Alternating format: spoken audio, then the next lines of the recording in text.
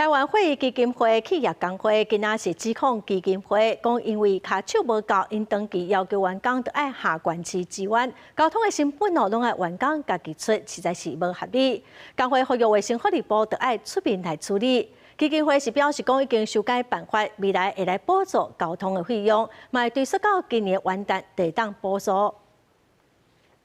要民眾捐血，不能夠休息。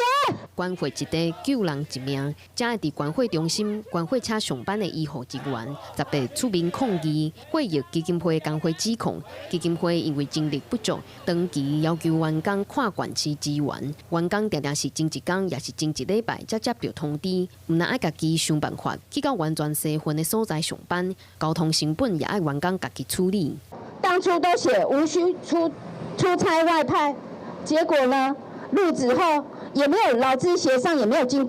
有跟工會協商，變更了勞動條件。鳳山到安南1小時，客運台鐵步行共4小時。真的很幸福哎！工會指出，根據基金會年報的資料，114年關會量比10年前增加6.6%，醫務收入也增加66.2%，但是員工的人數卻減少4.4%。工會講，基金會不是無錢無資源，只是無願意承擔員工跨縣市上班，另外閣加出來的交通加時間的成本，也讓員工愛家己面對通勤的風險。他們在高雄在通勤到台南的時候，